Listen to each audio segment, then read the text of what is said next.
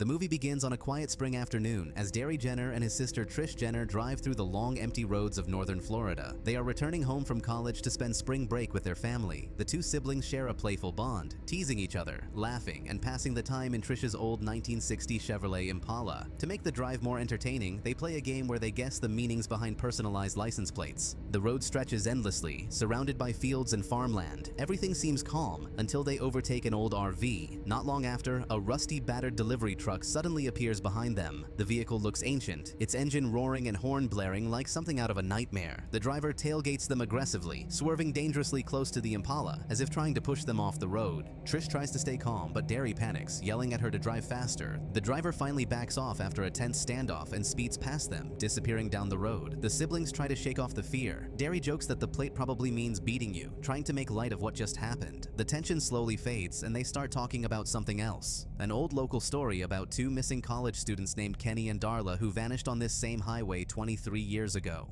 Trish admits she's heard the story too, but Derry dismisses it as just another urban legend meant to scare teenagers from drinking and driving. After a while, they stop on the side of the road to go to the bathroom in some grass. We then see them get back in the car and continue driving. As they continue down the road, Trish spots something familiar in the distance. Parked next to an old abandoned church standing isolated in the middle of nowhere is the same rusty truck that had chased them earlier. The siblings slow down as they pass by, curiosity mixing with fear. Through the distance, they see a large, broad-shouldered man dragging what looks like two bodies wrapped in dirty white sheets. The man pushes them into a large drainage pipe sticking out of the ground beside the church. The sight horrifies them both. For a moment, they can't even speak. Then, as if sensing their eyes on him, the man suddenly turns his head toward them. Without hesitation, the siblings speed up, terrified, but the truck's engine roars again. The driver has seen them. Within moments, the vehicle is right behind them, slamming into the Impala's rear bumper, trying to run them off the road once more. The force is so strong that Trish nearly loses control. After several hits, the Impala swerves violently, skidding off the pavement and landing on the grass. The truck continues down the road, disappearing again. Breathing heavily, the siblings sit in silence. Trish wants to keep driving and forget what they saw, but Derry insists on going back. He argues that if those really were bodies, someone might still be alive. Trish refuses, telling him they should just find the nearest phone and call for help. But Derry guilt trips her, asking, "What if it were you down there? Wouldn't you want someone to check?" Reluctantly, Trish agrees to go back, but she tells Derry she won't get out of the car. They return to the church, the sound of crows echoing through the sky. The area looks even creepier now.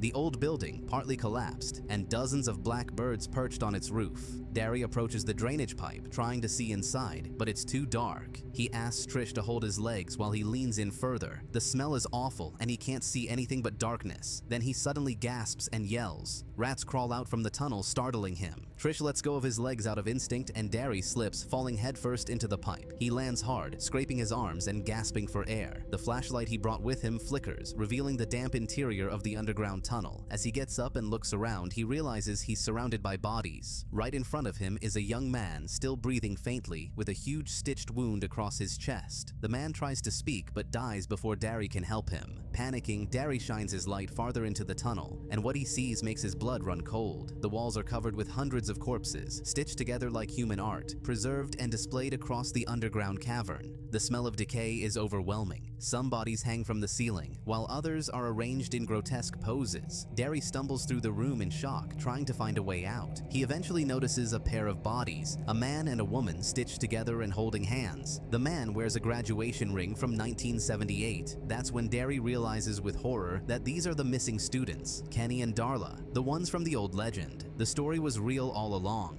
He rushes back to the entrance and calls out for Trish. When he finally crawls out, he's pale and trembling, unable to speak. Trish panics when she sees him, thinking the truck has returned. Derry just says they need to leave immediately. She takes the driver's seat while Derry sits in silence, traumatized. When Trish insists he tell her what he saw, he finally whispers that he saw the bodies of Kenny and Darla, that the man had cut off her head and sewed it back on. Shaken and terrified, they drive to the nearest gas station diner to find a phone and call the police. Inside, Trish tries to get someone's attention, but most of the people ignore them. Derry keeps glancing nervously at the road, afraid that the truck will return. Suddenly, the phone in the diner rings. The sound makes everyone jump, but nobody moves to answer. Derry hesitates, then picks it up. A woman's voice on the other end calls him by name. She asks, "Have you seen the cats?" Confused, Derry asks who she is. The woman explains that she knows who they are, describing his rose tattoo on his stomach and his bloody hand from the fall. She sounds frightened but certain. She warns him that what they saw wasn't a man. It was something ancient, something evil. She tells him that whenever they hear the song Jeepers Creepers, they need to run. Then the song starts playing through the phone. Panicked, Derry curses at her and hangs up. Outside, the wind blows against the gas station windows. The night feels heavier now, and the siblings realize that whatever they encountered isn't human, and it's not done with them yet.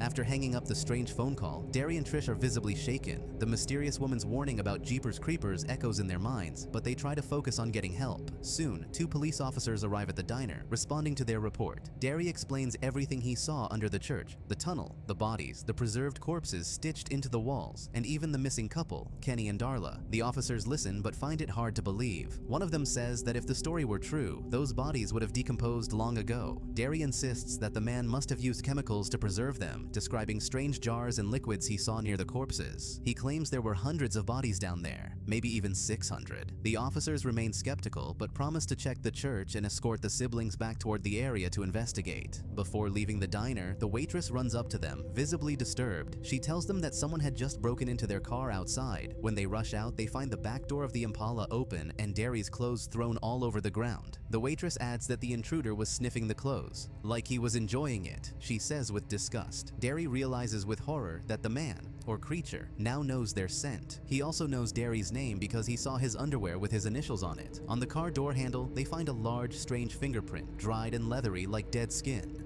The police escort Trish and Derry as they drive back toward the old church. The night grows darker and the road seems endless. The radio crackles with updates from dispatch. Suddenly, a new message comes through. The church is on fire. The officers look at each other, confused. The place Derry described is now completely engulfed in flames. The dispatcher adds that the fire looks intentional and that the suspects might be the 2 people in the Impala. Trish and Derry are stunned. Before they can respond, another update comes through from the forensic team. The fingerprint they collected is not from living skin. It belongs to something dead. Suddenly, a dark figure leaps onto the roof of the patrol car. The vehicle jerks as the creature attacks from above. Within seconds, both officers are killed. The driver decapitated as the car swerves off the road. Then, in a horrifying display, the creeper throws the officer's head onto the hood of Trish's Impala, startling them.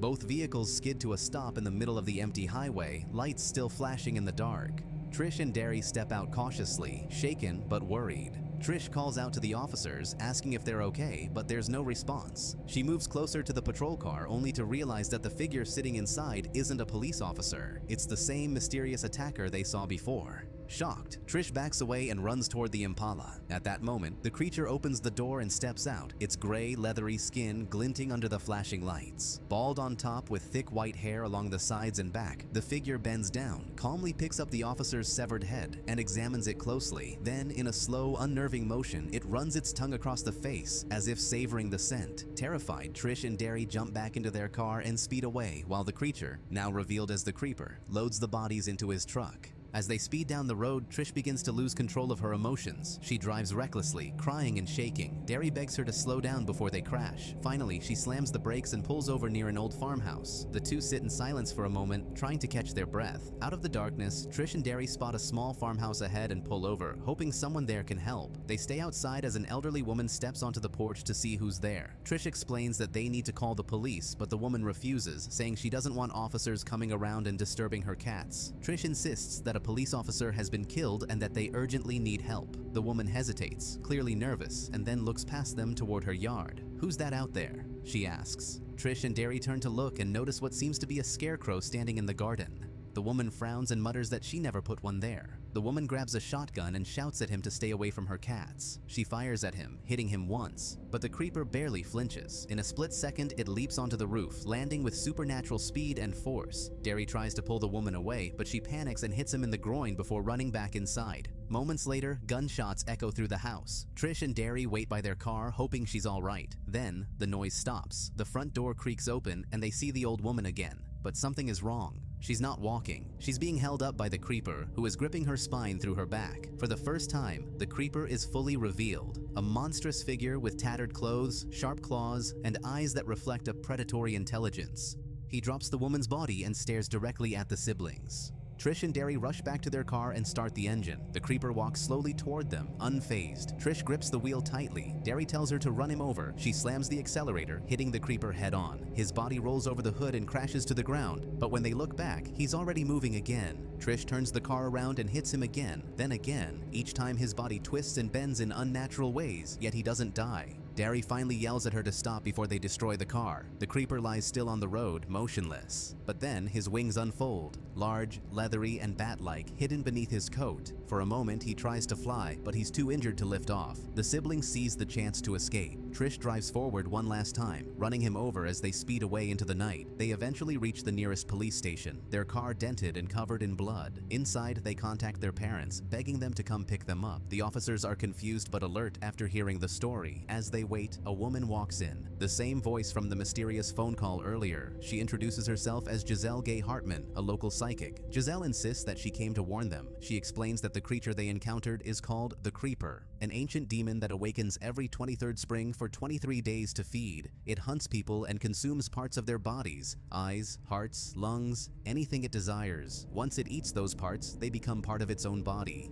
She also explains that it chooses its victims through fear. It smells what it wants, and once it finds something it likes, it won't stop until it takes it. The siblings listen in disbelief. The police officers exchange glances, unsure whether to take her seriously. But Giselle is firm. She tells them that the creeper has already chosen one of them, and nothing can stop it now.